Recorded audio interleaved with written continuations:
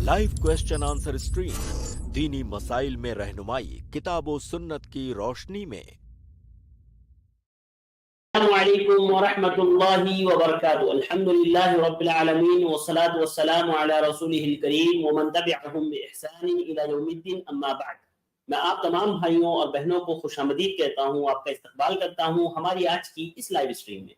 यह हमारी question and answers की लाइव स्ट्रीम है और अल्हम्दुलिल्लाह आप लोग हमारे साथ जुड़ते हैं, सवालात करते हैं। उम्मीद करते हैं आपको किताब व सुन्नत की रोशनी में जवाबात मिल रहे होंगे। आपसे गुजारिश है कि जो बातें आपको बताई जाती है जरूर भी जरूर उस पर अमल भी किया करें, क्योंकि अमल करना यह हमारी जिंदगी का लाजमी जुज़ है, लाजमी हिस्सा है। अमल करना मेरे और आपके लिए जरूरी है। साथ ही साथ मैं आप लोगों को बता दूं कि हमारी जो लिंक्स आप तक पहुंचती हैं, आप लोगों से गुजारिश है कि जरूर भी जरूर उसको दूसरे भाई बहनों तक शेयर करें, ताकि वो भी हमारे साथ ज्वाइन हो करके इन स्ट्रीमों से फायदा उठा सके। तो आइए आज भी इंशाल्लाह हमारे साथ शेख मोहतरम डॉक्टर मोहम्मद नसीब मदनी हफिज़हुल्लाह जुड़ेंगे। शेख मोहतरम आपके सवालात के जवाब देंगे। तो मैं अपने तमाम भाइयों और बहनों से गुजारिश करूंगा कि जिनको भी सवालात करने हो हमारी लिंक के जरिए से वो स्ट्रीमयार्ड में ज्वाइन हो सकते हैं इंशाल्लाह। जैसे ही जो है यहाँ से लोगों के सवालात मुकम्मल होंगे, हम उनको रिमूव करेंगे तो नए लोग इंशाल्लाह उसमें ऐड हो पाएंगे। तो आइए सवालात का सिलसिला शुरू करते हैं और शेख मोहतरम को ऐड कर लेते हैं। अस्सलाम वालेकुम रहमतुल्लाहि व बरकातुहू। वालेकुम अस्सलाम व रहमतुल्लाहि व बरकातुहू। जज़ाकल्लाहु खैर शेख, वक्त देने के लिए। बारकल्लाहु फीकुम।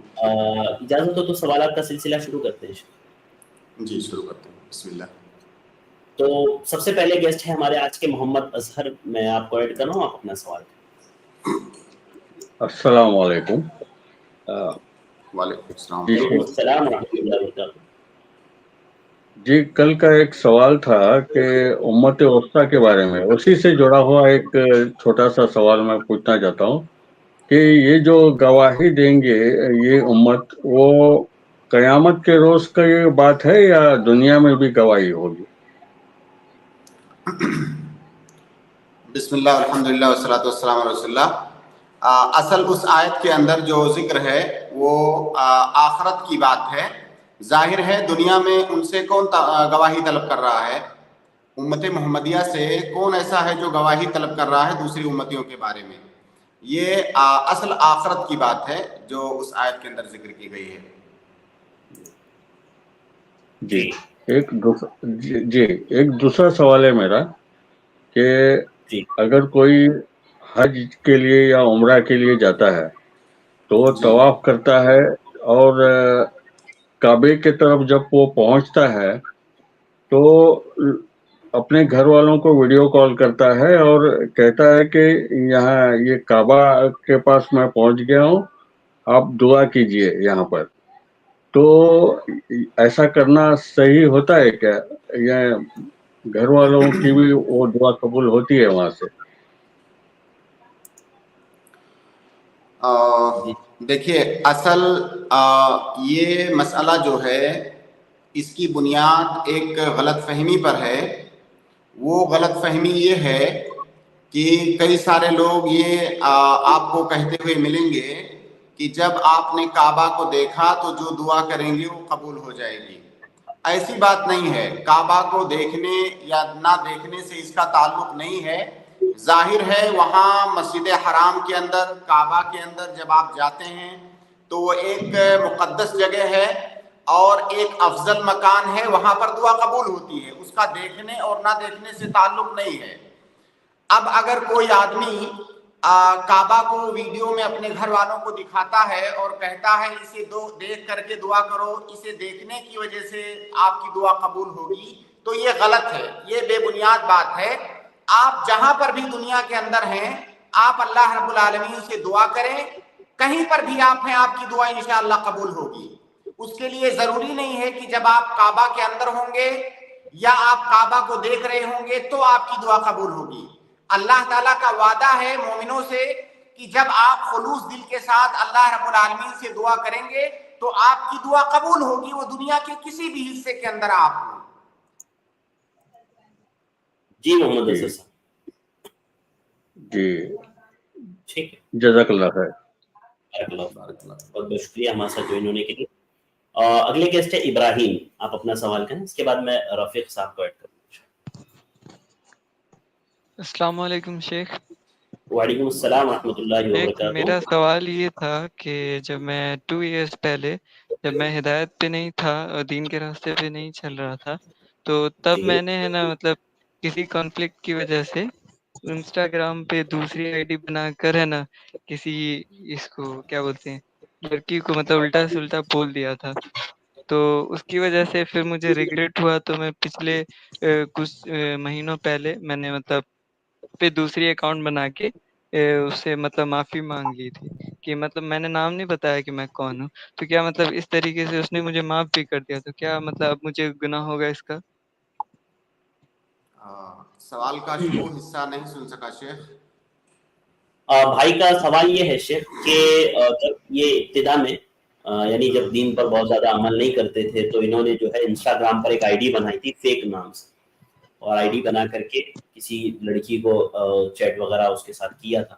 تو بھائی کہہ رہے ہیں کہ اس سے انہوں نے معذرت وغیرہ کر لی تھی. دیکھیے بھائی, اللہ کے نبی صلی اللہ علیہ وسلم کی حدیث ہے کہ التوبہ تجب ما قبلہا, اگر کوئی انسان سچے دل سے توبہ کرتا ہے تو پہلے کے اس کے جتنے بھی گناہ ہیں وہ سارے گناہ مٹا دیے جاتے ہیں. توبہ ان تمام گناہوں کو مٹا دیتا ہے. تو اگر آپ نے ماضی کے اندر کوئی گناہ کیا ہے, آپ کو ندامت ہوئی, آپ نے سچے دل کے ساتھ اللہ رب العالمین سے توبہ کیا, تو اللہ رب العالمین ان گناہوں کو بخش دیتا ہے. البتہ ماضی میں اگر کوئی ایسا گناہ کسی انسان نے کیا ہے جس کا تعلق کسی بندے کے حق سے ہے, تو توبہ کرنے کے ساتھ ساتھ یہ ضروری ہے کہ جس کے ساتھ آپ سے زیادتی ہوئی ہے اس سے معافی مانگی جائے. یعنی ایک تو اللہ رب العالمین سے توبہ کیا جائے, اور اس توبہ کے لیے یہ بھی شرط ہے کہ اگر کسی بندے کے ساتھ آپ نے ظلم کیا ہے, زیادتی کی ہے, اس کو دھوکہ دیا ہے, یا کسی بھی طرح کا فراڈ اس کے ساتھ کیا ہے, تو آپ اس سے بھی معافی مانگیں. تو اگر آپ نے ماضی میں کسی کو دھوکہ دیا ہے یا کسی پر کوئی زیادتی کی ہے تو توبہ کے لیے ضروری ہے کہ اس سے معافی مانگ لیں. اگر آپ نے اس سے معافی مانگ لیا, اس نے معاف کر دیا, تو پھر انشاءاللہ اللہ رب العالمین اس کو معاف کرنے والا ہے. تو شیخ میں نے مطلب اس کو الٹا سیدھا بول دیا تھا, تو پھر مطلب ان نون آئی ڈی سے ہی بولا تھا, تو ان کو نہیں پتا کہ میں کون ہوں, تو اس لیے مطلب میں نے پھر ان نون آئی ڈی بنا کر ان کو مطلب معافی مانگ لی. تو ایسے ہو گیا گا؟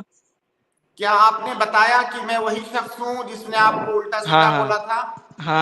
ہاں میں نے بتایا تھا. خلاص, پھر کوئی بات نہیں ہے, آپ نے معافی مانگ لیا.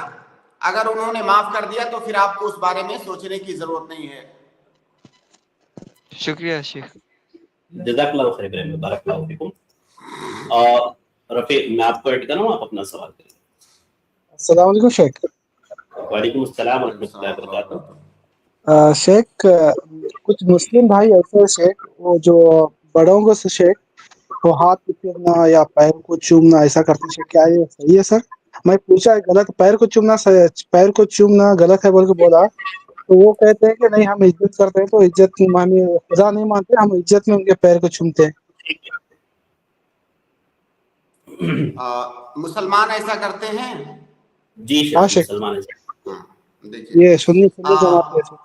ہاں, ان کا بھائی کا سوال ہے کہ کچھ مسلمان ایسے ہیں جو اپنے بڑوں کا ہاتھ چومتے ہیں اور پیر چومتے ہیں.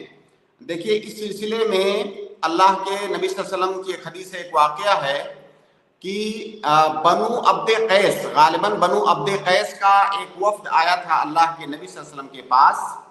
تو ان لوگوں نے اللہ کے نبی صلی اللہ علیہ وسلم کا ہاتھ چوما, اور اسی طرح سے انہوں نے اللہ کے نبی صلی اللہ علیہ وسلم کا پاؤں بھی چوما. صرف یہی ایک واقعہ ملتا ہے جس میں پاؤں چومنے کا ذکر ہے کسی بڑے کا احترام اور عزت کے ساتھ. اس ایک واقعے سے علماء نے یہ استدلال کیا ہے کہ اگر کوئی بہت بڑی شخصیت ہے, کوئی بہت نیک انسان ہے, اس نیک انسان کے مطالبے کے بغیر, اس کی خواہش کے بغیر, اس کی رغبت کے بغیر اگر کوئی اس کا پاؤں یا اس کا ہاتھ احترام سے چومتا ہے تو یہ جائز ہے. البتہ اس کو عادت بنا لینا، اس کو کلچر بنا لینا کہ ہر وہ شخص جو مجھ سے عمر میں بڑا ہے یا جو مجھ سے رتبے میں بڑا ہے ہم اس کا پاؤں چومیں، یہ چیز ثابت نہیں ہے، کیونکہ اللہ کے نبی صلی اللہ علیہ وسلم کے صحابہ کرام آپ کے پاس آتے تھے، آپ سے ملتے تھے.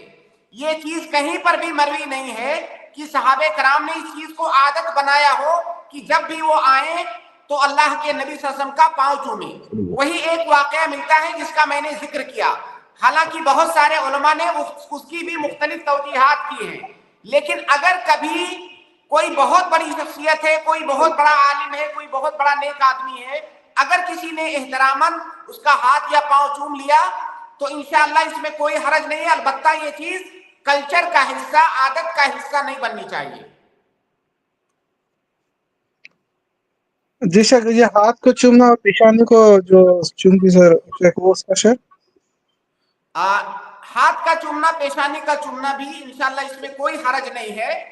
بس اس میں شرط یہ لگائی گئی ہے کہ سامنے والا انسان جس کا ہاتھ چوما جا رہا ہے یا جس کی پیشانی چومی جا رہی ہے، وہ آدمی خود سے اس بات کا مطالبہ نہ کرے، وہ آدمی خود سے اس بات کی رغبت ظاہر نہ کرے. کیوں ایسا؟ اس لیے کہ اس میں کبر کا شائبہ پایا جاتا ہے. کوئی آدمی آپ سے کہے کہ لیجئے میرا ہاتھ چومیے یا آئیے میرا ماتھا چومیے، تو گویا کہ اس میں اس انسان کے اندر اس چیز کے ذریعہ سے کبر آ سکتی ہے. تو اگر کوئی سامنے والا مطالبہ نہیں کر رہا ہے، آپ سے بڑا ہے، جیسے آپ کے والد ہیں، آپ کی والدہ ہیں، آپ کے دادا ہیں، آپ کہیں سے آئے، آپ نے ان کا ماتھا چوم لیا احترام سے، انشاءاللہ اس میں کوئی حرج کی بات نہیں ہے. شیخ ایک یہ بیجاپور میں سے شیخ ایک درگاہ شیخ، اس کے یہ شیخ ہونا تو میں ان کے بارے میں بات کر رہا تھا. کیا ہے درگاہ میں؟ کیا ہے؟ درگاہ کے کیا شیخ ہونا، وہ درگاہ کے یہ پورے دیکھ ریکھ کرنے لگے شیخ ہونا، عاشق پھر مرید ہے. تو کیا ہاں مرید شیخ، مرید شیخ. تو وہ پیر کے قدم چومتے ہیں. ہاں شیخ، انہیں جہاں پر بھی انہیں جاتے ہیں تو لوگ ان کو پیسے دیتے ہیں اور ان کے ہاتھ چومتے ہیں، پیر چومتے ہیں. تو اس کے بارے میں پوچھ رہا تھا شیخ. دیکھیے، ایسا انسان جو مجاور ہے، جو درگاہ جس نے بنا رکھا ہے، ایسے انسان کے پاس تو جانا بھی نہیں چاہیے. جائے کہ آپ جا کر کے اس کا ہاتھ پاؤں چومیں. اور وہاں پہ جو ہاتھ پاؤں چومتے ہیں وہ صرف احترام کی بات نہیں ہوتی ہے. ہم سبھی جانتے ہیں کہ وہاں پر وہ کس طرح کی تعظیم ان کی کرتے ہیں. بسا اوقات اس طرح کی تعظیم وہ اللہ تعالیٰ کی نہیں کرتے ہیں. تو وہاں پہ تو قطعاً بھی ان کے پاس نہیں جانا چاہیے. ہاتھ پاؤں چومنا تو یہ دور کی بات ہے. یہ جو ہم نے ہاتھ پاؤں چومنے کی بات کی ہے اور بعض علماء نے جو اجازت دی ہے، یہ ان لوگوں کے لیے جو بہت نیک ہیں، بڑے ہیں، نیک اور صالح ہیں، دیندار ہیں، ان کے بارے میں کہا ہے کہ اگر کبھی کسی نے چوم لیا تو اس کی گنجائش ہے اس کو عادت اور کلچر بنائے بغیر. لیکن جو مجاور ہے، جو شرک کے اندر ڈوبا ہوا ہے، شرک کا اڈا چلا رہا ہے، لوگوں کو شرک کی طرف بلا رہا ہے، وہ کیسا نیک آدمی ہوا؟ اس کا ہاتھ پاؤں چومنا کیسے جائز ہوگا؟ جی شیخ، جزاک اللہ خیر شیخ. السلام علیکم. بارک اللہ. وعلیکم السلام ورحمۃ اللہ وبرکاتہ. اس کے بعد میں اگلے گیسٹ کو ایڈ کر رہا ہوں. حسان، میں آپ کو ایڈ کر رہا ہوں، آپ اپنا سوال کریں. السلام علیکم شیخ. وعلیکم السلام ورحمۃ اللہ وبرکاتہ. شیخ، ہمارا سوال سورہ یاسین کی آیت نمبر 40 کے بارے میں تھا. شیخ، اس کے آخری الفاظ ہے وَكُلٌّ فِيهِ فَلَكٍ يَسْبَحُونَ. تو شیخ، اس کے معنی مطلب کس پس منظر میں بات بولی جا رہی ہے؟ کیا ہے آیت؟ تھوڑا سا بتائیں شیخ مجھے. وَكُلٌّ فِي فَلَكٍ يَسْبَحُونَ والی جو آیت ہے.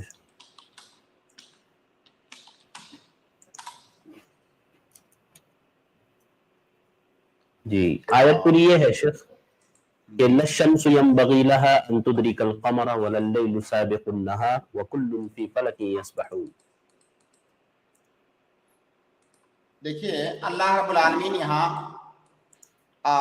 اس وَكُلٌّ فِي فَلَكٍ يَسْبَحُونَ سے یا كُلٌّ فِي فَلَكٍ يَسْبَحُونَ سے پہلے اللہ رب العالمین نے سورج کی اور چاند کی بات کی ہے. تو اللہ رب العالمین چاند اور سورج کے بارے میں بتا رہا ہے کہ یہ چاند اور سورج فلک کے اندر تیر رہے ہیں. फलक के अंदर, फजा के अंदर चांद और तारे ये तैर रहे हैं, तो इसमें कौन सी चीज है, क्या इश्काल आपको लग रहा है? जैसे सूरज और चांद है, जाहिर है हमारे ऊपर फलक के अंदर ये तैर रहे हैं, ये किसी चीज पर टिके हुए नहीं है कि किसी चीज पर रखे हैं, ये आसमान में या फजा के अंदर ये तैर रहे हैं। शेख हमारा सवाल ये था कि शेख जब हमने इसके मुख्तलिफ मतलब तर्जुमे देखे तो शेख इसमें कुछ जैसे फी फलकिन यस्बहून, तो शेख इस जैसे फी के मायने होते हैं में, तो जब हमने इसके मायने देखे तो ये मतलब इसमें बता रहा है कि एक मदार में तैर रहे हैं, तो क्या ऐसा बोलना ठीक है कि ये सब एक ही मदार में तैर रहे हैं? देखिए, इस आयत के अंदर तो मदार का जिक्र नहीं है, लेकिन जाहिर है ये सूरज और चांद और सितारे जो हैं अल्लाह रब्बुल आलमीन ने उनके लिए मदार बनाया है, उनके लिए निजाम बनाया है, उसी निजाम के तहत वो तैर रहे हैं।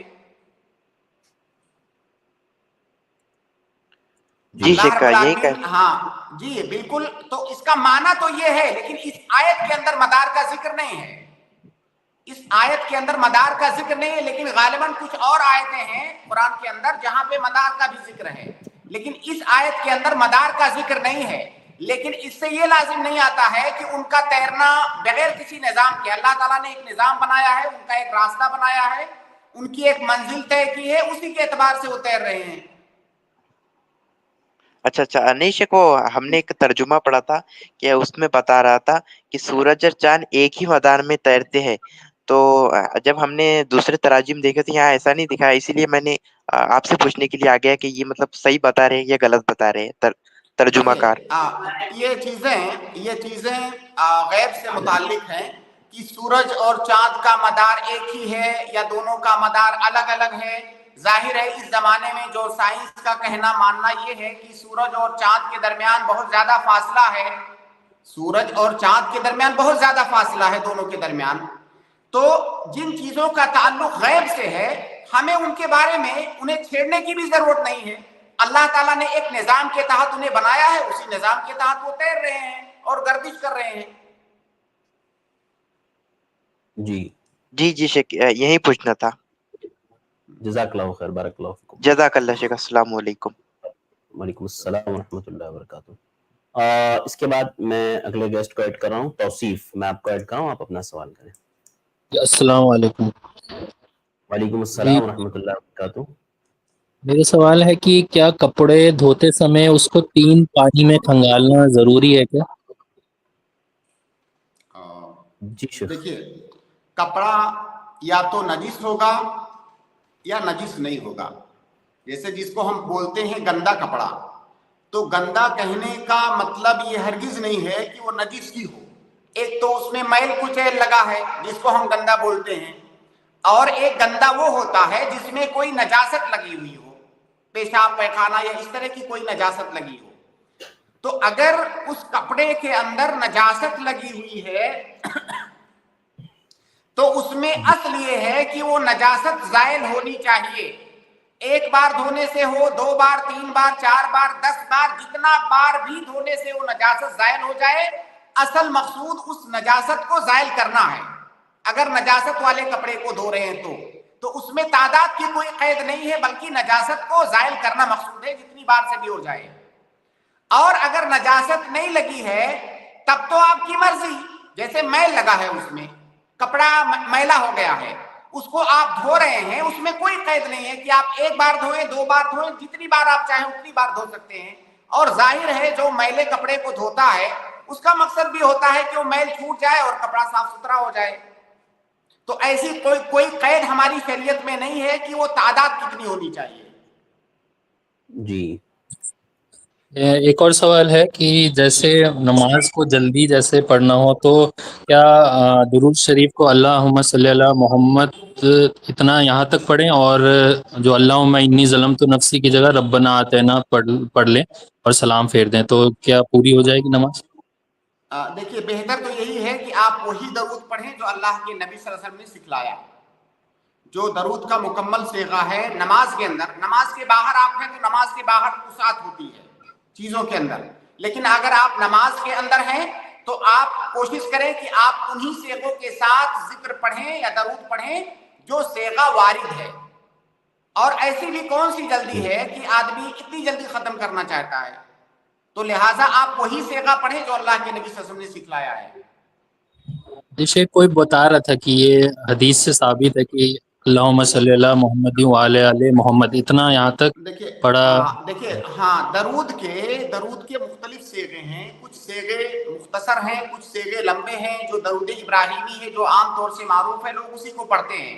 لیکن اگر کوئی مختصر صیغہ اسے مل رہا ہے، کسی حدیث کے اندر کوئی مختصر صیغہ وارد ہے نماز کے بارے میں، تو بالکل اس صیغے کو پڑھ سکتا ہے. جی. اور جو دوسری دعا ہے اس کے بعد اللہم انی ظلمت نفسی، کیا وہ پڑھنا ضروری ہے یا پھر کوئی اور دعا بھی؟ نہیں، وہ دعا پڑھنا مستحب ہے. اللہم انی ظلمت نفسی، یہ جو دعا ہے جو کہ ابو بکر رضی اللہ تعالیٰ عنہ کی روایت ہے، یہ دعا پڑھنا مستحب ہے. اس کے بعد جو 4 چیزوں سے پناہ مانگنی ہے اللہ کی، اللہم انی اعوذ بک من عذاب القبر الی آخرہ، وہ بھی پڑھنا مستحب ہے. حالانکہ ان 4 چیزوں سے پناہ مانگنے والی دعا کو بعض علماء نے واجب بھی بتلایا ہے، لیکن صحیح بات یہ ہے کہ وہ مستحب ہے. ٹھیک ہے شیخ، جزاک اللہ خیر. السلام علیکم. بارک. وعلیکم السلام ورحمۃ اللہ وبرکاتہ. اس کے بعد اگلے گیسٹ ہے دانش. میں آپ کو ایڈ کراؤں، آپ اپنا سوال کریں دانش کو. جی السلام علیکم شیخ. وعلیکم السلام ورحمۃ اللہ وبرکاتہ. جی شیخ، میرا سوال یہ ہنسنے کے تعلق سے ہے کہ نماز کے اندر ہنسنے سے اور نماز کے باہر ہنسنے سے وضو پہ کیا تعلق ہے؟ وضو ٹوٹ جاتی ہے کہ نہیں؟ جی شیخ. ہنسنے کا تعلق کسی بھی طرح سے، قریب سے یا بعید سے، کسی بھی طریقے سے وضو ٹوٹنے سے نہیں ہے. یہ بات آپ ذہن نشین کر لیں کہ ہنسنے کا تعلق نماز ٹوٹنے سے ہے، نہ کہ وضو ٹوٹنے سے. ہنسنا یہ نواقض وضو میں سے نہیں ہے. جی. جو چیزیں نواقض وضو ہیں وہ معروف ہیں، ان میں سے ہنسنا نہیں ہے کہ ہنسنے سے وضو ٹوٹ جائے گا. البتہ نماز کے اندر اگر کوئی ہنستا ہے تو اس کی نماز ٹوٹ جائے گی، اور یہ اس وقت ٹوٹ جائے گی جب اس کو جان بوجھ کر کے ہنسا ہے. اگر کوئی جان بوجھ کر کے اختیاری طور سے ہنسے نماز میں تو اس کی نماز باطل ہو جائے گی. باطل ہونے کی وجہ یہ ہے کہ ہنسنا یہ ایک ایسی بات ہے، ایک ایسی آواز ہے جس کا نماز سے تعلق نہیں ہو، نماز سے باہر کی چیز ہے. اللہ کے نبی صلی اللہ علیہ وسلم نے ایک حدیث ہے جس میں آپ نے نماز کے بارے میں فرمایا کہ ان هذه الصلاة لا يصلح فيها شيء من كلام الناس. نماز کے اندر لوگوں کی جو عام گفتگو یا عام چیزیں ہیں، نماز کے باہر کی چیزیں، وہ چیزیں مناسب نہیں ہیں. انما ہی تسبیح و تکبیر، اللہ کے نبی صلی اللہ علیہ وسلم کی اس طرح حدیث ہے کہ یہ تسبیح ہے، تکبیر ہے، قرات القرآن ہے، اس میں نماز کے باہر کی کوئی چیز، کوئی بات آپ نہیں کر سکتے. تو اگر کوئی اختیاری طور سے جان بوجھ کر کے نماز کے اندر ہنستا ہے تو اس کی نماز باطل ہو جائے گی، البتہ اس کا وضو ٹوٹنے سے کوئی بھی تعلق نہیں ہے. جی شیخ، اور ایک سوال ہے نماز اور وضو کے تعلق سے. جیسے اگر کوئی کھانے کا لقمہ اگر معدے سے اوپر آ جاتا ہے حلق میں، اور اس کے 2 یہ ہو سکتے ہیں، 2 سچویشن ہو سکتی ہیں. ایک یا تو کھانے کو ہم نے باہر تھوک دیا یا پھر نگل لیا، تو اس میں نماز کے ٹوٹنے کا یہ آپ بتا دیجئے کہ کیا حکم ہے. نماز دیکھیے، جیسے ابھی میں نے عرض کیا تھوڑی دیر پہلے، قاعدہ آپ کو بتایا کہ نماز کے اندر کوئی بھی ایسا کام نہیں کر سکتے جو نماز کے باہر کی چیز ہے، جس میں کی بات کرنا، جس میں کی ہنسنا، جس میں کی کھانا پینا. ظاہر ہے کھانا پینا بھی نماز کا حصہ نہیں ہے. اب اگر کوئی آدمی نماز کے اندر کھاتا پیتا ہے، کچھ رکھا ہوا ہے جیب میں، نکال کے کھا رہا ہے، پانی رکھا ہے اٹھا کے پانی پی رہا ہے، تو اس کی نماز باطل ہو جائے گی اگر وہ ایسا جان بوجھ کر کے کرتا ہے تو. لیکن اگر اس کے معدے سے کچھ تھوڑا سا باہر نکلتا ہے اور اس کو نکل جاتا ہے تو اس کو کھانا نہیں کہا جائے گا. کھانے کا مطلب ہوتا ہے باہر سے کوئی چیز منہ میں ڈالنا اور اس کو نگلنا. اس نے باہر سے کچھ بھی نہیں ڈالا ہے، تو صحیح بات یہ ہے کہ اس سے اس کی نماز نہیں ٹوٹے گی. اگر اندر سے اسے کچھ باہر آیا اور اس نے اس کو نگل لیا تو اس کی نماز نہیں ٹوٹے گی. ٹھیک ہے شیخ. جی واضح سے. بارک اللہ فیکم. شیخ ایک بھائی حوالہ مانگ رہے تھے وہ روایت کا جو آپ نے بیان کی تقبیل الید اور رجل کے تعلق سے. تو میں نے ایک روایت نکالی ہے شیخ, حضرت صفوان بن عسال رضی اللہ تعالیٰ عنہ سے روایت ہے, سنن ترمذی حدیث نمبر 2733. ایک سیکنڈ. جی اور جب تک میں اگلے گیسٹ کو ایڈ کرتا ہوں, ابو طلحہ میں آپ کو ایڈ کر رہا ہوں, آپ اپنا سوال کریں. السلام علیکم ورحمۃ اللہ وبرکاتہ. السلام ورحمۃ اللہ وبرکاتہ. جی ابو طلحہ بھائی. شیخ میرا سوال زکوٰۃ کے متعلق ہے جی کہ جیسا کہ زکوٰۃ کا معیار ہے کہ سال کی پوری تعداد مکمل ہونے کے بعد زکوٰۃ فرض ہوتی ہے دینا. تو بعض اوقات ایسا ہوتا ہے کہ ایک ساتھ سمجھ لیجیے کہ اگزامپل 1,00,000 روپے ایک معینہ طور پہ زکوٰۃ نکلتی ہے سال کی, لیکن 1,00,000 روپے ایک ساتھ جب معیار ختم ہوتا ہے تو دینا تھوڑا مشکل ہوتا ہے. تو کیا اسے ہر مہینہ کچھ اماؤنٹ سال ختم ہونے سے پہلے دی جا سکتی ہے کیا؟ میں بہت اچھے سے سوال نہیں سمجھ سکا. میں سوال یہ سمجھا ایک سال کی زکوٰۃ فرض ہوتی ہے جی تو شیخ. کیا اس کو جو ہے شارٹ میں کم میں نکال سکتے ہیں کیا, جیسے جیسے پیسے آئے؟ دیکھیے ہاں اب واضح ہے آپ کی بات. اب جی اگر آپ کا جو مال ہے اگر وہ نصاب کو پہنچا ہوا ہے لیکن ابھی اس کا ٹائم نہیں ہوا ہے. دیکھیے زکوٰۃ میں 2 چیزیں ہیں, ایک ہوتا ہے نصاب, ایک ہوتا ہے حولان حول. نصاب کا مطلب مال اتنی مقدار میں ہے کہ زکوٰۃ واجب ہو چکی ہے, اس کو نصاب کہا جاتا ہے. اور حولان حول کا مطلب ہے کہ وہ اس پر سال گزر جائے. اب اگر آپ کا مال نصاب کو پہنچا ہوا ہے لیکن ابھی اس کا ٹائم نہیں ہوا ہے, سال نہیں گزرا ہے, تو اس میں آپ زکوٰۃ نکال سکتے ہیں. لیکن اگر اس کا نصاب نہیں مکمل ہے تو زکوٰۃ نہیں نکال سکتے. دونوں میں فرق کو سمجھیے. نصاب پہنچنے کے بعد سال گزرنے سے پہلے زکوٰۃ نکال سکتے ہیں, لیکن نصاب کمپلیٹ ہونے سے پہلے اس کی زکوٰۃ نہیں نکال سکتے. اگر آپ نے نصاب سے پہلے زکوٰۃ نکالا ہے تو زکوٰۃ شمار نہیں ہوگی, کیونکہ ایک قاعدہ ہے فقہ کے اندر کہ اگر کسی عبادت کا سبب پایا جائے اور جو شرط وجوب ہے وہ نہ پایا جائے, تو سبب پائے جانے کے بعد شرط الوجوب پائے جانے سے پہلے اس عبادت کا کرنا صحیح ہے. تو زکوٰۃ کے واجب ہونے کا سبب ہے نصاب, تو نصاب پایا گیا, اور اس کے واجب ہونے کی شرط ہے حولان حول. تو سبب پائے جانے کے بعد شرط الوجوب پائے جانے سے پہلے زکوٰۃ نکالنا یہ جائز ہے, جیسا کہ اللہ کے نبی صلی اللہ علیہ وسلم نے اپنے چچا عباس رضی اللہ تعالیٰ عنہ کو اجازت دی. نصاب پہنچنے کے بعد سال مکمل ہونے سے پہلے زکوٰۃ نکالنے کی اجازت دی. تو اگر آپ تھوڑا تھوڑا کر کے نکالنا چاہتے ہیں تو نکال سکتے ہیں, بس اس بات کا دھیان رکھیں کہ آپ کا مال نصاب کو پہنچا ہوا ہونا چاہیے. جی شیخ, یعنی میں اگر میرا زکوٰۃ سال میں اگر تقریباً غالباً 1,00,000 روپے تک نکلتی ہے تو وہ 1,00,000 روپے میں ایک نصاب سے پہلے, یعنی نصاب تو میرا مکمل ہوا نہیں ہے, تو ہر مہینہ میں ایک اماؤنٹ اس میں سے یعنی سال تک وہ کمپلیٹ کر سکتا ہوں, کیونکہ بعض اوقات ایک ساتھ اتنا بڑا اماؤنٹ دینا مشکل ہو جاتا ہے بہت بار.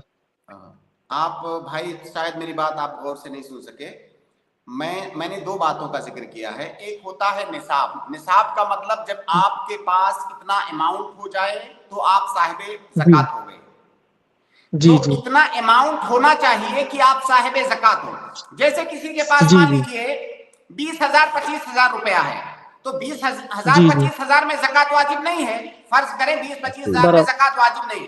اب وہ چاہتا ہے کہ پورے سال کی زکوٰۃ ابھی سے نکالنا شروع کر دے, تو نہیں نکال سکتا. لیکن مان لیجیے کسی کے پاس لیکن کسی کے پاس اتنا اماؤنٹ ہے جو نصاب جس سے کمپلیٹ ہو رہا ہے لیکن ٹائم نہیں ہوا ہے, تو اس سے پہلے نکال سکتا ہے. ٹھیک ہے شیخ جی. طلحہ بھائی اب میں آپ کو انمیوٹ کر رہا ہوں جی. میوٹ ہو گئے ہیں روایت جو آپ نے بتایا جی ابو طلحہ بھائی, امید ہے آپ کو جواب مل گیا ہوگا. جی انشاءاللہ شیخ. ابھی شیخ کا میں اس پہ خالی وہ ایک یہ پوچھ رہا تھا کہ جیسا شیخ نے بتایا کہ میرا نصاب یعنی کہ زیادہ تر تو گولڈ کی مقدار میں زکوٰۃ کا نصاب چلتا رہتا ہے, جیسا کیش بھی ہے اس میں. تو گولڈ کی مقدار میرے پاس ابھی 10 تولہ گولڈ ایک ایگزامپل ہے, تو وہ گولڈ تو میرے پاس ہے ہی ہے, یعنی میں اس کی مقدار کے حساب سے ہر مہینہ بھی زکوٰۃ کے اماؤنٹ میں نکال سکتا ہوں. جی شیخ کیا کہا بھائی نے؟ بھائی نے کہا کہ جیسے ان کے پاس 10 تولہ سونا ہے, 10 تولہ گولڈ ہے, اب 10 تولہ تو ہے ہی ہے, ساتھ ہی ساتھ کیش بھی ہے کچھ, تو بھائی کہہ رہے ہیں کہ اب یہ نصاب کو تو پہنچ گیا ہے, تو میں اپنا وقت پورا ہونے سے پہلے نکالنا شروع کر دیتا ہوں پیسہ زکوٰۃ کا. بالکل نکال سکتے ہیں, بالکل نکال سکتے ہیں جی, نکال سکتے ہیں. جی شیخ جزاک اللہ خیر, بہت بہت شکریہ. السلام علیکم. السلام. جی شیخ جی وہ روایت آپ بول رہے تھے وہ میں نے نکالا تھا شیخ, سنن ترمذی, سنن نسائی. آپ تھوڑا سا الفاظ بتائیں روایت کے پلیز. ہاں میں پڑھ دیتا ہوں شیخ. حضرت صفوان ابن عسال رضی اللہ تعالیٰ عنہ کی روایت ہے, کہتے ہیں قال یہودی لصاحبہ اذهب بنا الى هذا النبی فقال صاحبه لا تقل نبی انه لو سمعك كان له 4 اعین فاتیا رسول اللہ صلی اللہ علیہ وسلم فسألاه. اس میں نیچے یہ الفاظ ہیں شیخ جی جو فقبلوا يده ورجله ورجلیہ, فقبلوا یدیہ ورجلیہ.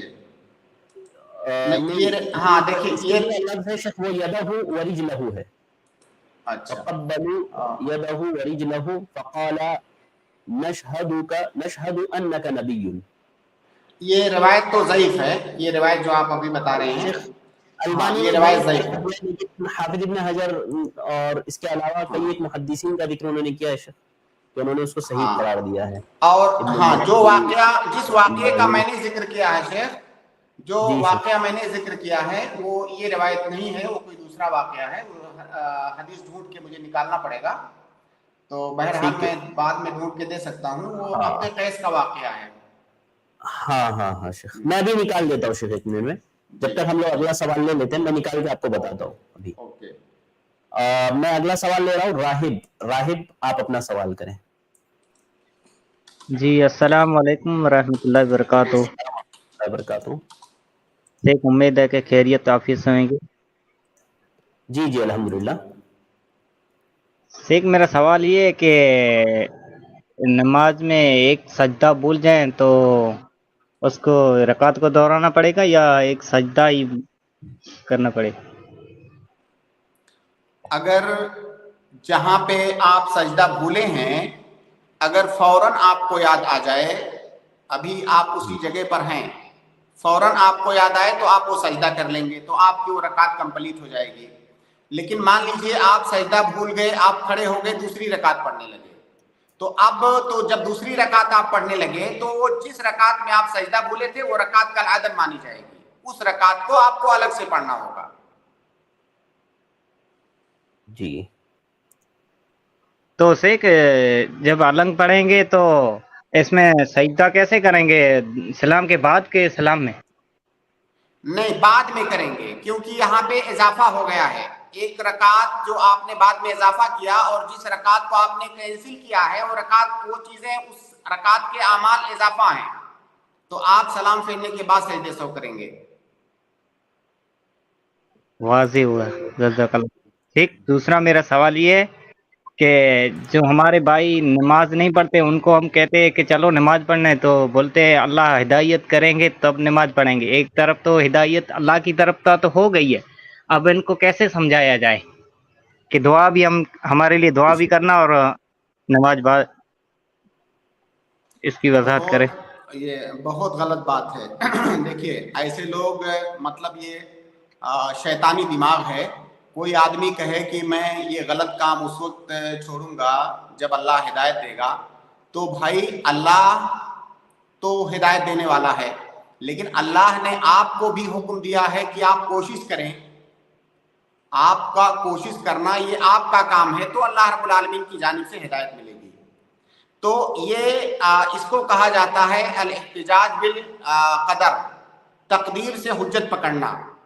تو تقدیر سے حجت پکڑنے والا اگر یہ سوچتا ہے کہ میں ہاتھ پاؤں باندھ کر کے بیٹھا رہوں گا میرے پاس ہدایت آ جائے گی یا کوئی چیز آ جائے گی، تو ایسے آنے والی نہیں ہے. تقدیر پر ایمان کا مطلب یہ ہے کہ اس پر ایمان بھی لایا جائے، اس بات پر ایمان لایا جائے کہ ہدایت اللہ رب العالمین کے ہاتھ میں ہے اور اس کے لیے اسباب اختیار کیے جائیں. اگر وہ اسباب اختیار کیے بغیر ہاتھ پاؤں باندھ کے بیٹھا ہے تو گویا کہ وہ عقل سلیم سے بھی وہ آدمی محروم ہے. بھائی دنیاوی مسائل میں بھی اگر وہ منہ بند کر کے بیٹھا رہے تو اس کا پیٹ بھر نہیں جائے گا، اس کو کھانا پڑے گا. تو آپ اس سے بولیے، آپ اس سے پوچھئے کہ ٹھیک ہے تم آج دن بھر کھانا مت کھانا، منہ بند کر کے تم بیٹھے رہو، دیکھتے ہیں تمہارا پیٹ بھرتا ہے کہ نہیں، کیونکہ اللہ تعالیٰ چاہے گا تو پیٹ بھر دے گا تمہارا. تو پھر وہ کیا جواب دیتا ہے؟ اگر وہ یہ کہتا ہے کہ نہیں مجھے کھانا پڑے گا تبھی میرا پیٹ بھرے گا، تبھی اللہ تعالیٰ میرا پیٹ بھرے گا، تو آپ اس سے کہیے اسی طرح تمہیں مسجد چلنا پڑے گا تبھی اللہ تعالیٰ تمہیں ہدایت دے گا. ٹھیک ہے واضح راہب ہوا. بھائی، جزاک اللہ خیر، شیخ بارک اللہ فیکم. جی پوچھ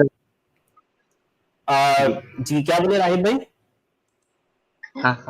جی شیخ السلام علیکم ورحمۃ اللہ وبرکاتہ. جی جی شیخ میرا ایک سوال، ریحانہ نام کی شیخ میننگ کیا ہوتی ہے، یہ صحیح ہے؟ شیخ ریحانہ نام کا میننگ کیا ہوتا ہے، کیا یہ صحیح ہے نام؟ ریحانہ ایک پھول کا نام ہے، غالباً ایک پودے کا. ریحان عربی میں ریحان بولتے ہیں، اس کو کیا بولتے ہیں اپنے یہاں شیخ؟ یہ جو ایک تلسی کا ایک پودا ہوتا ہے، آپ نے شاید، مجھے نہیں معلوم کیا بولتے ہیں آپ کے یہاں، تلسی کا ایک پودا خوشبودار پودا ہوتا ہے، اس کو ریحان بولتے ہیں، اسی سے ریحانہ ہے. اور اس کے ہو سکتا ہے اور بھی معانی ہوں، لیکن ریحان ایک خوشبودار پودے کا بھی نام ہے. جی ٹھیک ہے شیخ، جزاک اللہ خیر. امید ہے جواب مل گیا ہوگا راہب صاحب، محمد شکریہ. جی شیخ وہ روایت مل گئی ہے جس کا ذکر آپ کر رہے تھے، سنن ابی داؤد کی ہے. کہتے ہیں عن جدها زارع وكان في وفد عبد القيس قال لما قدمنا المدينة فجعلنا نتبادر من رواحلنا فنتقبل. جی کوئی کچھ الفاظ بتائیں اس کے. ہاں میں بول دیتا ہوں. فنقبل يد النبي صلی اللہ علیہ وسلم ورجله. یہ الفاظ ہے.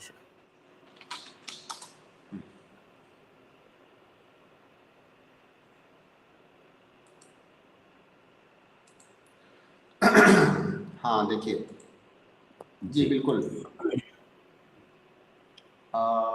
ہاں وفد عبد القیس کا ذکر ہے. دیکھیے بالکل، وَكَانَ فِي وَفْدِ عبد القیس قال لما قدمنا المدینة فجعلنا نتبادر من رواحلنا فنقبل يد النبی صلی اللہ علیہ وسلم ورجله قال وانتظر المنذر. اور پھر آگے کا پورا واقعہ ہے. تو بہرحال اس روایت سے استدلال کیا ہے کچھ علماء نے کہ اگر کوئی نیک اور صالح آدمی ہے، اس کا احترام سے کسی نے اس کا پاؤں اور ہاتھ چوما تو یہ جائز ہے، لیکن اس شرط کے ساتھ، دو شرطوں کے ساتھ. ایک تو یہ کہ اس کو عادت نہ بنایا جائے، کلچر نہ بنا لیا جائے، کیونکہ نبی صلی اللہ علیہ وسلم کے صحابہ نے یہ عادت کبھی نہیں بنایا ہوا تھا نبی صلی اللہ علیہ وسلم کے ساتھ. دوسری شرط یہ ہے کہ جس کا آپ چوم رہے ہیں اس کی جانب سے رغبت اور خواہش نہیں ہونی چاہیے. نبی صلی اللہ علیہ وسلم نے نہیں بڑھایا تھا کہ آؤ میرا ہاتھ چومو. اگر اس کی جانب سے خواہش آتی ہے تو اس کا مطلب اس آدمی کے اندر کبر پایا جا رہا ہے، یہ چیز کبر کو جنم دینے والی ہے. تو یہ کبھی کبھار اس طرح سے کرنا یہ جائز قرار دیا ہے علماء نے اس واقعے کی بنیاد پر. ٹھیک ہے شیخ، جزاک اللہ خیر. آئی ایم مسلم بھائی، آپ حوالہ نوٹ کر سکتے ہیں، سنن ابی داؤد، میں نے اسکرین بھی شیئر کر دیا، حدیث نمبر 5225 انشاءاللہ آپ کو یہ روایت مل جائے گی. جزاک اللہ خیر شیخ، بارک اللہ فیکم. تو ہم لوگ اگلے گیسٹ کو ایڈ کر لیتے ہیں. اگلے گیسٹ ہے ارشد شیخ. میں آپ کو ایڈ کراؤں، آپ اپنا سوال کریں، اس کے بعد میں ابو ذر کو ایڈ کروں گا. وعلیکم السلام ورحمۃ اللہ وبرکاتہ. شیخ سنن ابو داؤد کی حدیث ہے جی 3931، 39 का 31। शेख इस जी चीज को वादे 39 करते जरा। क्या है शेख नंबर, क्या बताया भाई ने? जी 39 39 31। 31 31।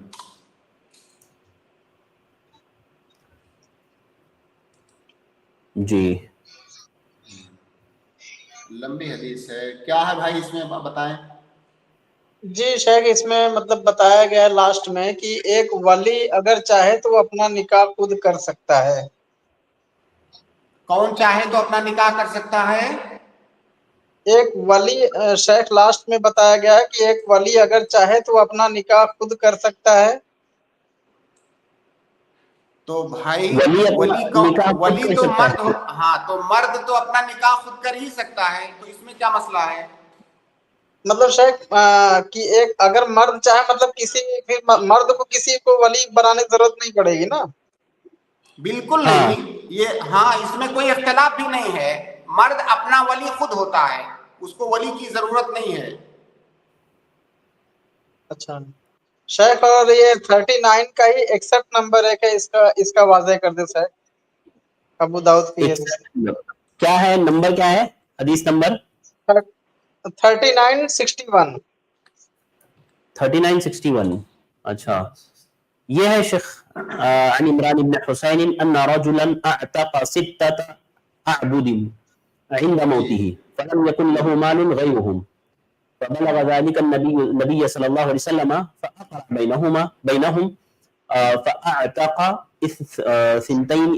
اثنين وأرق जी 4। बिल्कुल मैं बता रहा हूँ शेख। जी देखिए, अगर कोई आदमी मरने से पहले मरजुल मौत में, यानी जब वो मरजुल मौत में है, उसकी मौत करीब है, अब उसकी हालत ऐसी हो गई है जिससे जाहिर हो रहा है कि अब वो नहीं बचेगा, उस हालत में अगर कोई आदमी सदका करना चाहे या हिबा करना चाहे तो ये हिबा और सदका ये वसीयत के हुक्म में होता है। अगर मरते वक्त कोई आदमी सदका करे या किसी को कुछ हिबा हदिया करे तो ये वसीयत के हुक्म में होता है। और आपको मालूम है कि वसीयत ये 1/3 से ज्यादा वसीयत जायज नहीं है। वसीयत करना 1/3 से ज्यादा जायज नहीं है। अब इस आदमी ने अपनी मौत के वक्त उसके पास 6 गुलाम थे, 6 गुलाम थे। मौत के वक्त उसने उन सबको आजाद कर दिया। अगर सबको आजाद कर दिया तो क्या इस बात का हक उसे था कि अपनी मौत के वक्त वो 6 गुलाम को आजाद कर दे? उसे इस बात का हक नहीं था, क्योंकि वो सिर्फ 1/3 कर सकता है। गुलाम आजाद करना सदका है, गुलाम आजाद करना ये अल्लाह के राह में सदका है। तो उसने गोया कि अपना पूरा माल सदका कर दिया, जबकि उसके लिए जायज ये था कि वो सिर्फ 1/3 कर सकता था। उसने 6 के 6 आजाद कर दिए। अब 6 का 1/3 कितना बनेगा? जी 6 का 1/3 2 बनेगा, 2 बनेगा। जी 2 बनेगा। तो अल्लाह जी, के 2 नबी बनेगा। सल्लल्लाहु अलैहि वसल्लम ने, अल्लाह के नबी सल्लल्लाहु अलैहि वसल्लम को जब इस बात की खबर हुई तो अल्लाह के नबी सल्लल्लाहु अलैहि वसल्लम ने उन 6 गुलामों के दरमियान कुरानदाजी किया। कुरानदाजी समझते होंगे? जी, चिट्ठियों में हाँ नाम लिख करके उड़ाया। जी जी, कुरानदाजी का मतलब होता है कोई चीज गैर मुतय्यन हो तो उसमें से तायीन करने के लिए उसमें एक गोटी डालना या कुरा डालना। तो उन 6 गुलामों के दरमियान अल्लाह के नबी सल्लल्लाहु अलैहि वसल्लम ने कुरा अंदाजी किया और कुरा अंदाजी करके उसमें से 2 को आजाद कर दिया, बाकी 4 को छोड़ दिया। 4 जो हैं वो उसके वरसा को मिलेंगे, उस आदमी के वरसा को 4 मिलेंगे, 2 को आजाद कर दिया। तो वो 2 चूंकि 1/3 है और 1/3 के अंदर ही उसके लिए जायज था कि वो सदका कर सकता था, इसीलिए अल्लाह के नबी सल्लल्लाहु अलैहि वसल्लम ने बाकी 4 की आजादी को कैंसिल कर दिया और 2 की आजादी को बाकी रखा, क्योंकि 2 ये 1/3 है। और इस बात का फैसला नबी सल्लल्लाहु अलैहि वसल्लम ने कुरा अंदाजी करके किया, क्योंकि 6 गुलामों में से 2 को आजाद करना है और आजाद करने वाला आदमी मौजूद नहीं है, तो हम कैसे फैसला करेंगे कि किन 2 को आजाद किया जाए? तो जब ऐसी चीज हो कि फैसला कर पाना मुमकिन ना हो, तायीन कर पाना मुमकिन ना हो, तो हमारी शरीयत का हुक्म यह है कि उसमें कुरा डाला जाएगा, जो कि अल्लाह के नबी सल्लल्लाहु अलैहि वसल्लम ने किया। जी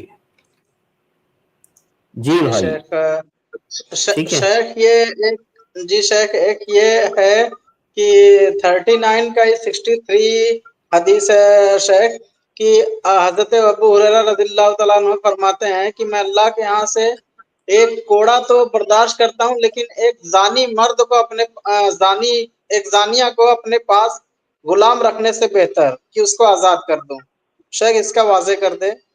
उसी के आगे शायद शेख 63 हदीस नंबर होगा, 39 to 63।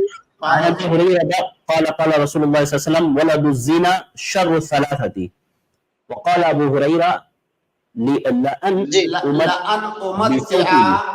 بصوت في سبيل الله عز وجل أحب إلي من أن أعتق ولد زنية یا زنیہ.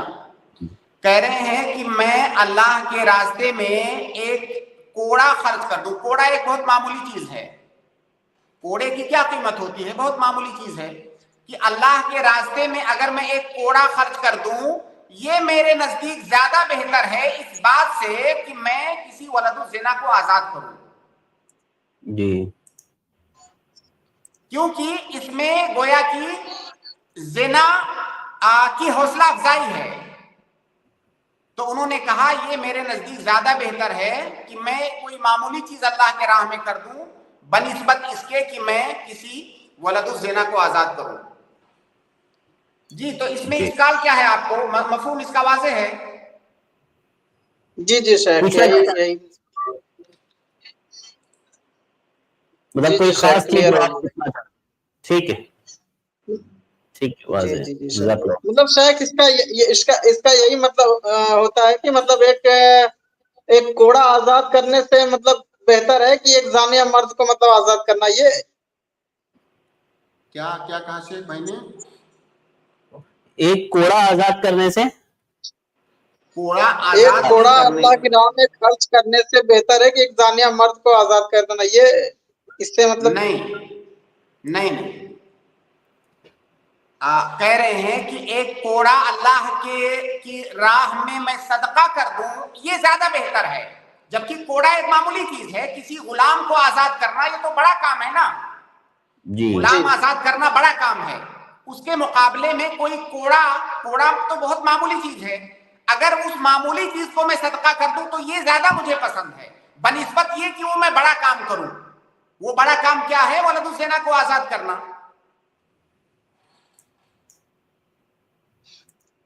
اچھا شیخ مطلب اس کا یہ مطلب میں سمجھا کہ مطلب ایک زانی کو مطلب آزاد کرنے سے بہتر تھا کہ مطلب ایک کوڑا صدقہ کرنا.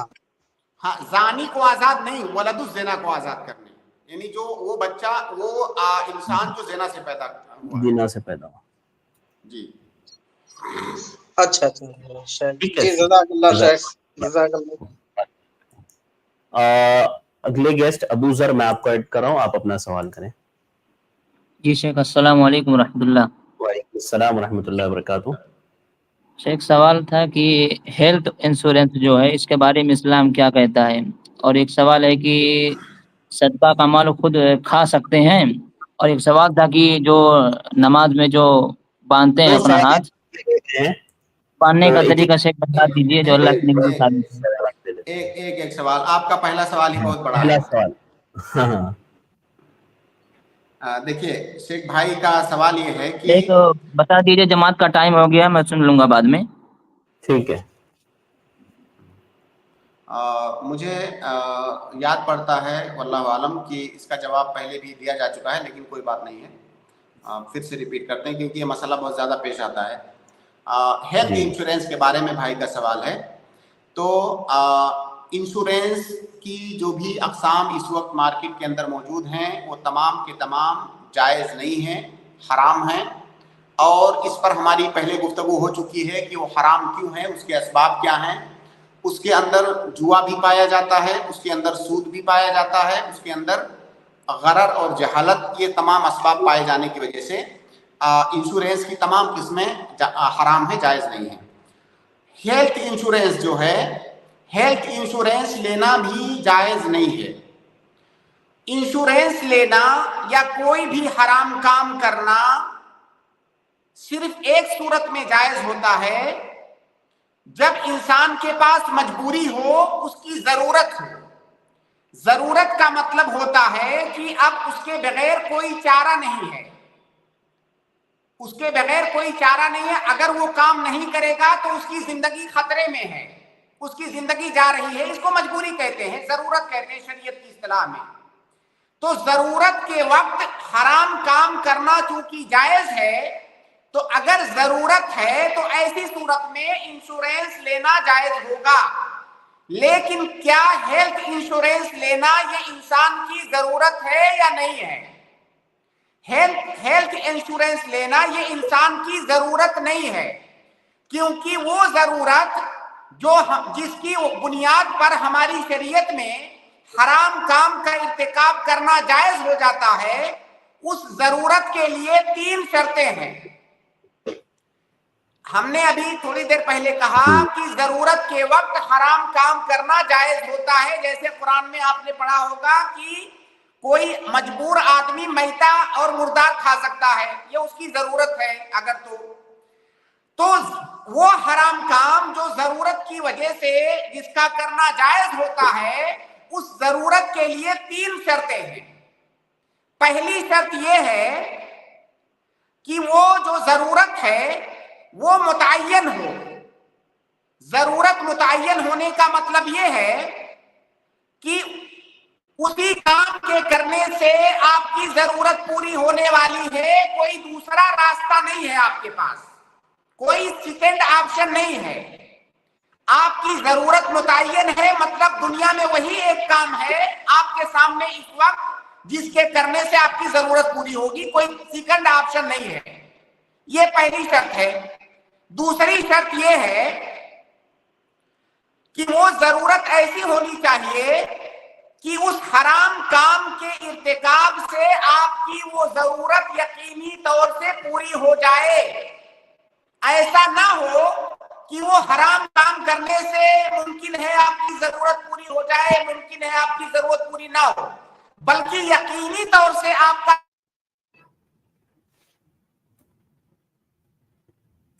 جی شیخ نیٹ ورک پرابلم کی وجہ سے ابھی شیخ انشاءاللہ ری جوائن ہوں گے تو ہم شیخ سے بات کنٹینیو لے لیں گے.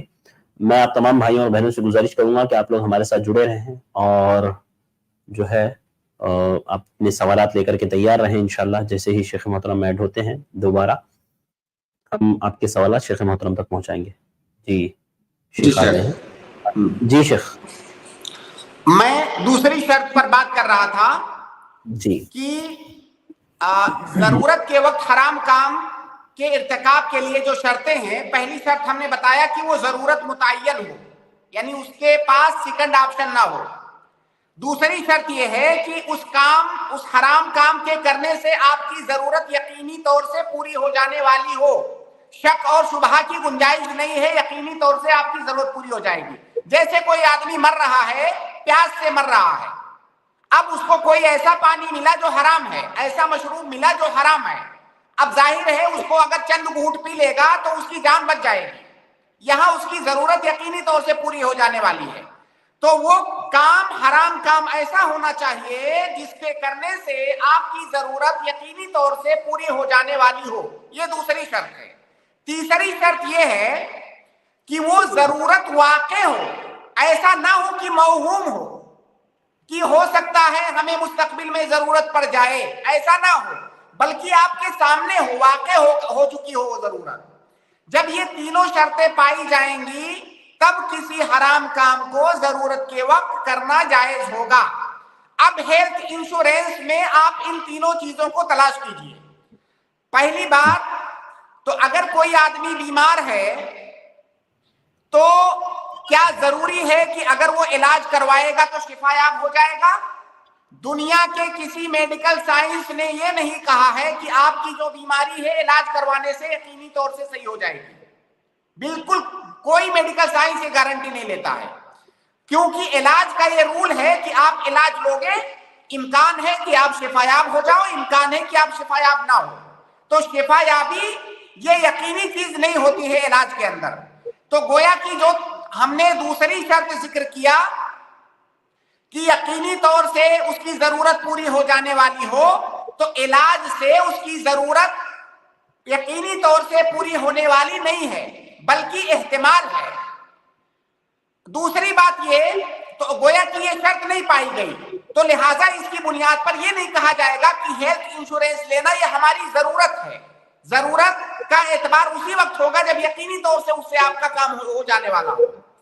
تیسری بات جو میں نے تیسری شرط ذکر کیا کہ وہ کوئی وہمی چیز نہ ہو بلکہ واقع ہو، وہ چیز واقع ہو چکی ہو. اب اگر کوئی ہیلتھ انشورنس لے رہا ہے کہ ہو سکتا ہے میں مستقبل میں بیمار ہو جاؤں، بھائی بیمار تو نہیں ہوئے ہیں ابھی آپ کی ضرورت آئی نہیں ہے، تو گویا کہ یہ تیسری شرط بھی یہاں پر نہیں پائی گئی. تو یہ دونوں شرطیں بنیادی طور سے ہیلتھ انشورنس میں نہیں پائی جا رہی ہیں. لہٰذا اگر کوئی یہ سمجھتا ہے کہ ہیلتھ انشورنس لینا یہ ضرورت ہے، اگر کوئی آپ کے دماغ میں یہ شبہ ڈال رہا ہے کہ ضرورت کے وقت حرام کام کرنا یہ جائز ہوتا ہے اور ہیلتھ انشورنس لینا یہ ضرورت ہے، تو یہ ضرورت کے اصولوں کے منافی ہے، کیونکہ ہیلتھ انشورنس لینا یہ ضرورت ہے ہی نہیں. خلاصہ یہ کہ ہیلتھ انشورنس لینا یہ جائز نہیں ہے. ٹھیک ہے شکریہ، جزاک اللہ خیر. امید ہے بھائی کو جواب مل گیا ہوگا. ایک سوال کا جواب کافی لمبا ہو گیا ہے تو ان کا انشاءاللہ دوسرا سوال ہم لوگ کل لے لیں گے. میں اگلے گیسٹ کو ایڈ کر رہا ہوں، وقت ہمارے پاس بالکل کم ہے. عاشق، میں نے آپ کو ایڈ کیا ہے. جی عاشق رسول، جی آپ کو آواز آ رہی ہے؟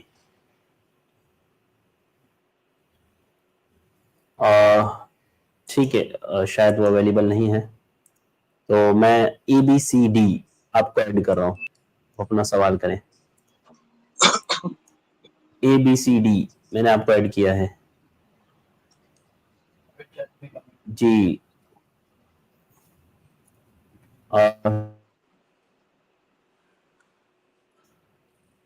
پرائیویٹ چیٹ میں. جی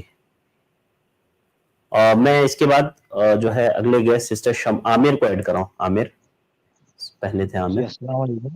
وعلیکم السلام ورحمۃ اللہ وبرکاتہ. علیم صاحب میرا یہ سوال تھا، اگر کوئی شخص اپنے سے کچھ پیسے لیتا ہے، جیسے کہ اس کی کوئی چیز گروی رکھ کر، ٹھیک ہے جی، اس کی کوئی چیز گروی رکھ کر اپنے سے پیسے لیتا ہے اور وہی چیز اپن اس کو بھاڑے پر دیتے ہیں وہی شخص کو، اور اس کا روز کا بھاڑا لیتے ہیں اس سے، تو یہ سود میں آئے گا کہ یہ جائز ہے؟ بھائی کا سوال ہے کہ کوئی آدمی ان سے قرض لیتا ہے اور ان کے پاس کوئی سامان گروی رکھتا ہے اور پھر یہ اسی سامان کو اسی شخص کو بھاڑے پر دیتے ہیں، تو کیا یہ جائز ہے کہ نہیں؟ نہیں، یہ بالکل جائز نہیں ہے، کیونکہ آپ نے اس سامنے والے کو قرض دیا ہے. اب اگر اس کے سامان کو آپ بھاڑے پر چڑھا رہے ہیں، اس کا مطلب آپ اس سے فائدہ اٹھا رہے ہیں، اور اگر قرض کے مقابلے میں کوئی گروی ہے، رہن ہے، تو اس سے فائدہ اٹھانا یہ قرض دینے والے کے لیے قطعاً بھی جائز نہیں ہے. جی تو شیخ یہ جائز نہیں ہے نا؟ نہیں جائز ہے، یہ سود کے درجے میں آئے گا کہ یہ؟ بالکل یہ سود ہے، یہ سود ہے، اسی لیے جائز نہیں ہے، کیونکہ آپ نے قرض دیا ہے، اس قرض سے آپ فائدہ اٹھا رہے ہو. ٹھیک ہے، جزاک اللہ. جی جی بارک اللہ فیکم، بہت بہت شکریہ عامر بھائی، جزاک اللہ خیر. بہت بہت شکریہ شیخ وقت دینے کے لیے. چونکہ وقت ہمارا ختم ہوا ہے تو یہیں پر آج کی اسٹریم کو ہم ختم کرتے ہیں. انشاءاللہ کل ملاقات ہوگی شیخ. بارک اللہ فیکم. اس کے بعد میں ایک ضروری اعلان کر دوں، جیسے کہ آپ جانتے ہیں ہماری اسٹریمز ہوتی رہتی ہے، تو آج ہماری ایک اسٹریم اظہار حق جو ہے اس کا ایک اسپیشل ایپیسوڈ ہے میلاد النبی پر، اور وہ انشاءاللہ ابھی 9:30 بجے سے سٹارٹ ہوگا. پبلک کی اور ہمارے ویورز کی ڈیمانڈ پر ایک اور چوتھی اسٹریم رکھی گئی ہے، اظہار حق ہم میلاد کیوں نہیں مناتے پارٹ 4. تو آپ تمام بھائیوں اور بہنوں سے گزارش ہے کہ آپ ضرور شرکت کریں، اور جو بھی آپ کے سوالات ہیں اس سے متعلق، یا آپ اگر کچھ پوچھنا چاہتے ہو، کوئی ڈاؤٹ کلیئر کرنا چاہتے ہو، یا آپ کے گھر میں فیملی ممبرز میں کوئی ایسا رشتہ دار ہو جو ان تمام بدعات اور خرافات میں مبتلا ہو، تو ایسے شخص کو بھی آپ ہماری اس اسٹریم میں ضرور لے کر کے آئیں. انشاءاللہ ان کے جو ڈاؤٹس ہیں وہ سارے کے سارے کلیئر کیے جائیں گے. تو آپ لوگوں سے گزارش ہے کہ 9:30 بجے دوبارہ آپ لوگ ہمارے ساتھ جوائن ہونا ہماری اگلی اسٹریم میں. تو آج کے لیے بس اتنا ہی، مجھے دیجیے اجازت. انشاءاللہ پھر ملاقات ہوگی انشاءاللہ اگلی اسٹریم میں. السلام علیکم ورحمۃ اللہ وبرکاتہ.